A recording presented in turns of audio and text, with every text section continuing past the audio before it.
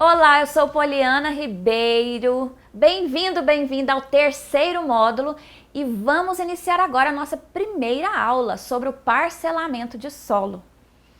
Sabemos que o parcelamento de solo envolve o rural e o urbano.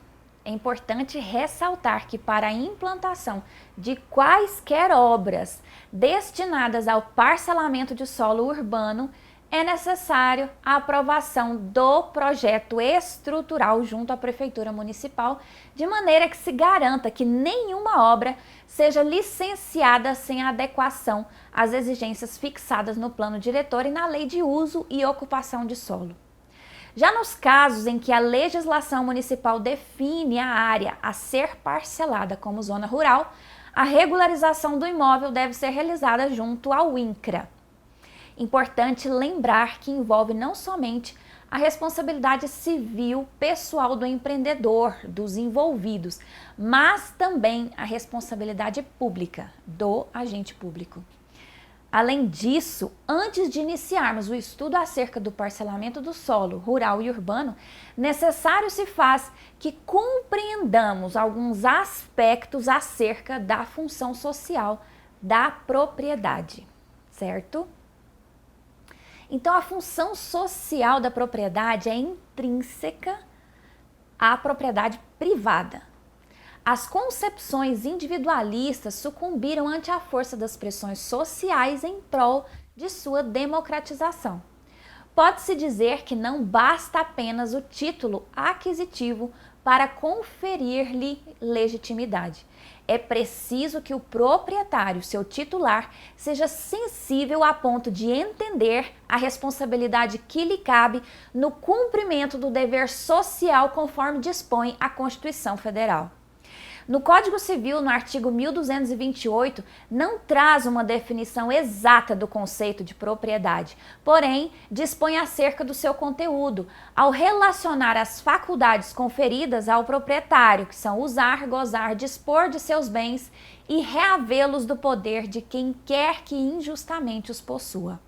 Tais faculdades compõem o direito de propriedade. O direito de uso consiste na faculdade do proprietário de servir-se da coisa e utilizá-la da maneira que entender mais conveniente, podendo excluir terceiros de igual uso, ou seja, o dono do imóvel utiliza o bem como bem entender dentro dos limites legais. Já o direito de gozo consiste na exploração econômica da coisa, percebendo seus frutos naturais e civis, recursos e produtos, dividendos. Por exemplo, somente o proprietário pleno ou usufrutuário poderá alugar o imóvel que é titular, obtendo os frutos, que é o valor do aluguel para si. Quanto ao direito de dispor, transferi-la, aliená-la a outrem a qualquer título, afinal, legalmente ninguém pode dispor daquilo que não é dono, sendo um pilar que compõe os pilares do direito de propriedade. Já o direito de reivindicar é um elemento externo ou jurídico da propriedade, porque representa a faculdade de excluir terceiros de indevida ingerência sobre a coisa, permitindo que o proprietário mantenha a sua dominação e direitos sobre o bem no que tange à atuação socioeconômica, por exemplo, a reintegração de posse. Então, nesse sentido, a função social da propriedade não se refere a restrições quanto ao uso e gozo dos bens imóveis. Se assim fosse, a Constituição Federal e legislação infraconstitucional estariam impondo limites negativos aos direitos do proprietário. Essa visão envolve, na verdade, a capacidade produtiva da propriedade, ou seja, em conferir ao objeto, ao imóvel, determinado destino a um objetivo, sem limitar-se ao respeito às condições e elementos naturais da área, levando em consideração a questão urbanística, visando o crescimento e desenvolvimento harmônico das cidades. Nesse sentido, cada dia mais os empreendimentos trazem essa visão de convivência harmônica entre edificação, pessoas e comunidades, natureza, inovações e tecnologia. A função social da propriedade é uma obrigação inerente às propriedades de que seu uso atenda além dos direitos individuais do proprietário, o interesse público. Em seu artigo 5º, inciso 23 da Constituição Federal, a propriedade atenderá à sua função social, o que dá o aproveitamento racional e a utilização adequada dos recursos naturais disponíveis e preservação do meio ambiente, segundo critérios e graus de exigência estabelecidos em lei. Nos casos em que a propriedade não atende à sua função social, o direito individual do proprietário pode ser relativizado, sofrendo limitações e intervenções do Estado a fim de que sejam tomadas medidas de ajuste para que a propriedade atenda os interesses da coletividade. Não vou me estender muito mais neste tema, embora seja bastante relevante, mas a função social da propriedade urbana é determinada pelo plano diretor da cidade, que se trata de uma norma em que se reúnem planejamento e políticas de desenvolvimento local. Já a função social da propriedade rural, que está prevista no artigo 182 da Constituição Federal, que envolve o aproveitamento racional e adequado, a utilização adequada também dos recursos naturais disponíveis e preservação do meio ambiente, bem como a observância das disposições que regulam as relações de trabalho, a exploração que favoreça o bem-estar dos proprietários e dos trabalhadores. Assim, caso a propriedade não atenda à sua função social, a União poderá desapropriá-la para fins de reforma agrária, indenizando, no caso, o proprietário. Ou seja, precisamos ter em mente que as regras para as propriedades rurais e urbanas quanto à sua função social são diferentes. Vamos falar agora um pouco sobre o parcelamento de solo rural. O parcelamento de imóvel rural ele se dá fora da zona urbana ou de expansão urbana, definidos por lei municipal através do plano diretor e rege-se pelas disposições do artigo 96 do decreto número 59.428 de 66 e do artigo 56 da lei 6766 de 79. Então, nessa modalidade, nós temos a figura da fração mínima de parcelamento, que é a FMP, de um imóvel rural, que é a menor área que um imóvel rural num dado município pode ser desmembrado. Então, ao ser parcelado, o imóvel rural para fins de transmissão ou comercialização, a área remanescente ela não poderá ser inferior à fração mínima de parcelamento, que é o módulo rural. Isso porque devemos respeitar e considerar a função social da terra, conforme preceitua a nossa Constituição Federal e os aspectos já apontados anteriormente. Então, a Lei 4.504 de 64, em seu artigo 65, dispõe que não se pode dividir o imóvel rural em tamanho inferior ao módulo rural mínimo fixado pelo Instituto Nacional de Colonização e Reforma Agrária, que é o INCRA, para cada propriedade.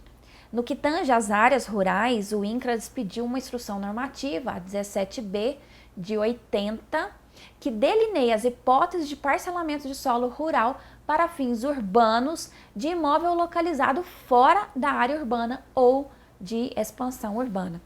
Então, o parcelamento para fins urbanos de imóvel rural, localizado fora da zona urbana ou de expansão urbana, assim definidos por lei municipal, rege-se pelas disposições do artigo 96 do decreto 59 428 de 66 e do artigo 53 da Lei 6766 de 79, certo?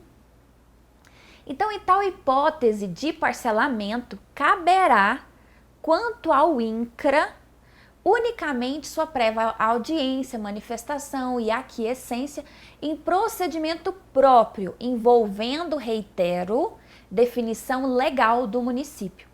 Isso porque os parcelamentos com vista à formação de núcleos urbanos ou à formação de sítios de recreio ou a industrialização somente poderão ser executados em áreas que, por sua característica e situação, seja própria para a localização de serviços comunitários das áreas rurais circunvizinhas, ou que seja oficialmente declarada zona de turismo ou caracterizada como estância de hidromineral ou balneária, ou ainda comprovadamente tenha perdido suas características produtivas, tornando-se antieconômico o seu aproveito.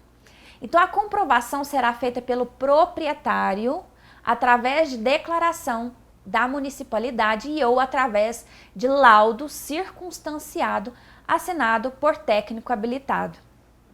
Desse modo, é possível realizar o parcelamento de solo em área rural com vistas à urbanização, industrialização e formação de sítios de recreio nas seguintes circunstâncias: caso a área seja considerada como a área de expansão urbana, se estiver incluída em planos de urbanização municipal, ou quando a área é oficialmente considerada como zona de turismo, ou ainda que seja comprovada que a área tenha perdido suas características produtivas, certo?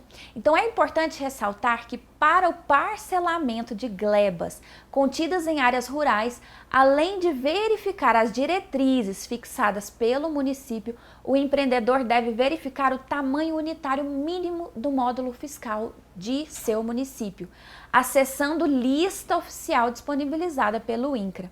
Então, de modo algum, o parcelamento poderá ser delimitado com áreas inferiores ao tamanho mínimo definido pelo INCRA. Vale lembrar que os valores variam de acordo com cada região. Então, depois de garantido o cumprimento da legislação aplicável, assim como as diretrizes fixadas pelo INCRA, o empreendedor ele pode realizar o parcelamento de sua propriedade, registrar em cartório as novas limitações que devem ser fixadas por meio de um trabalho topográfico georreferenciado. Então, é imprescindível ressaltar que, se realizar o parcelamento de solo rural, o empreendedor deve se atentar quanto à reserva legal e, quando for o caso, às áreas de preservação permanente presentes na propriedade. Então, eu ressalto ainda que a regularização do parcelamento de solo rural junto ao INCRA não autoriza o proprietário da área ou o empreendedor a realizar modificações na mesma, tais como desmatamento, movimentação de terra, alteração de recursos hídricos, edificações, atividades agropastoris, industriais, etc. Cabe ao empreendedor solicitar junto aos órgãos regulamentadores autorização e licenças para realizar a atividade pretendida e ou solicitar a depender da fase do empreendimento.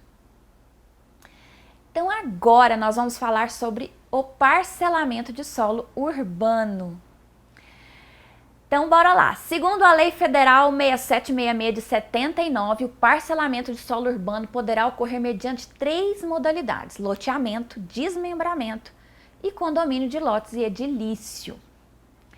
Os lotes a serem gerados deverão respeitar os parâmetros de ocupação estabelecidos nas leis federais, estaduais e municipais relacionadas ao imóvel e deverão conter infraestrutura básica conforme estabelecido no parágrafo 5º do artigo 2º da Lei Federal de Parcelamento de Solo. Então essa foi a nossa primeira aula do terceiro módulo sobre o parcelamento de solo. E eu espero você na próxima aula e vamos falar sobre desmembramento. Até lá!